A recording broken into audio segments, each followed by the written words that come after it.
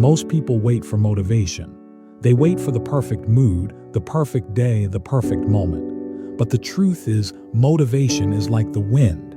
It comes and goes. And if your life depends on it, you will stop every time it disappears. This is the story of a boy who had nothing. No money, no comfort, no support. Yet discipline took him to a place motivation never could. In a small town near the old streets of Lüneburg, Germany, there lived a poor flower vendor named Mrs. Alara Novik. Every morning before sunrise, she sat near the railway station with a basket full of roses, lilies, and jasmine. Her hands were rough from work. Her clothes were worn, but her eyes still carried hope. Beside her sat her only son, Adrian Novik, a thin boy of 16 with quiet dreams hidden inside his heart. While other boys his age wore clean uniforms and walked to school laughing, Adrian spent his mornings calling out softly, "Fresh flowers, please take flowers." Some days people bought. Most days they ignored. And every night Adrian watched his mother count coins with trembling fingers, whispering, "Just enough for bread." That was their life. Simple, hard, repeating. Adrian often wondered, is this all my life will ever be? One cold evening, Adrian stood outside a bookstore, staring at a poster taped to the glass. Scholarship exam for young students with big dreams. His heart beat faster. A scholarship meant education, a future, escape. For the first time, something inside him woke up. He ran home with excitement. "Mother, if I pass this exam, I can study for free." Alara looked at him with tired eyes. "My son, that world is not for people like us." Adrian's voice shook. "But why not?" "I can try." His mother smiled sadly. "Trying is easy for one day, but what about every day after that?" Her words stayed with him. That night, Adrian lay awake, staring at the ceiling. He realized something painful. Dreaming was not enough. The next morning, Adrian tried studying, but after 10 minutes his mind wandered. His body felt tired. His eyes burned. He closed the book. "Maybe I'm not meant for this." Days passed. Some mornings he felt inspired. He studied for an hour. Other days he felt nothing. He did nothing. Motivation came like sunlight and disappeared like sunset, and soon Adrian fell behind.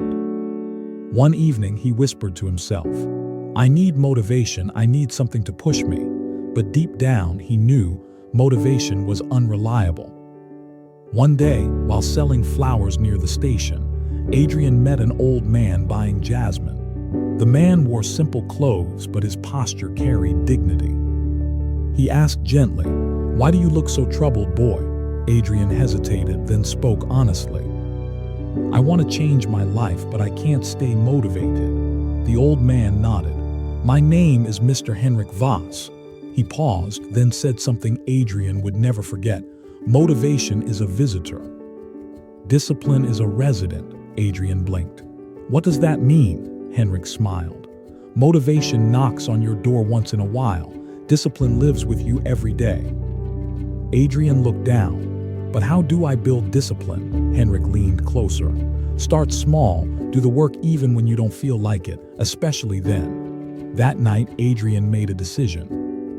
Not a motivational decision, a disciplined one. He wrote a schedule on paper. Wake up at 5 a.m., study for 1 hour. Before selling flowers, review notes. At night, repeat daily. He taped it to the wall. The next morning, the alarm rang. Adrian wanted to sleep. His body screamed, "Not today," but he remembered Henrik's words.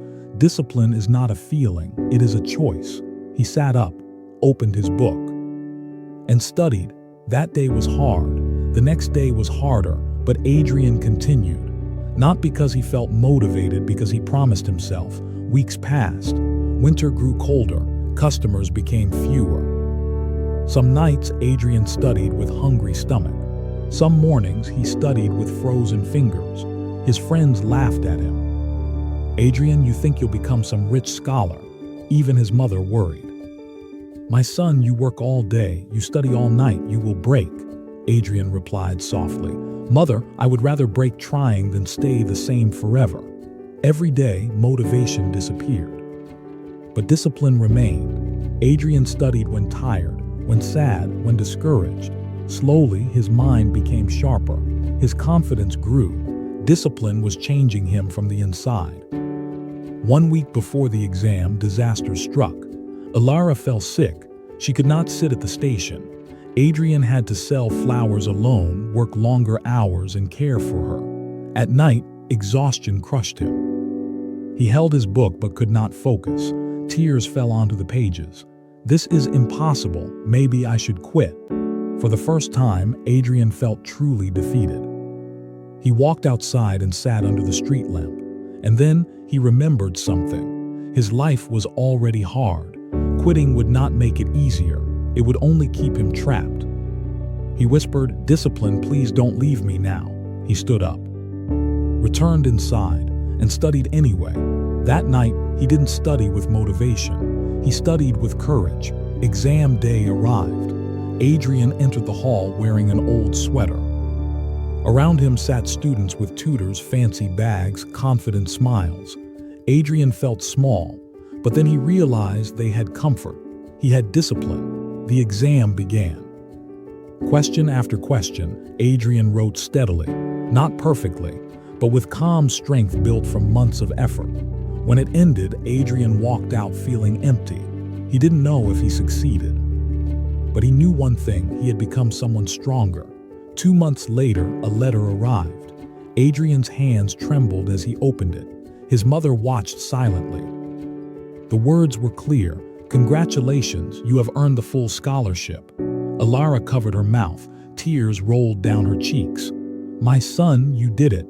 Adrian shook his head. "No, Mother." He looked at his worn schedule still taped on the wall. "Discipline did it." Years later, Adrian Novick became a respected educator, but he never forgot the railway station. He never forgot the flowers. One day, he returned to the same street where his mother once sat. He placed a bouquet of jasmine on the ground. And he whispered, "Motivation gave me a dream, but discipline gave me a life." Motivation is temporary. It comes when life feels easy, but discipline stays when life becomes hard. And if you want to change your future, don't wait to feel ready. Do the work daily, because discipline will take you where motivation can't.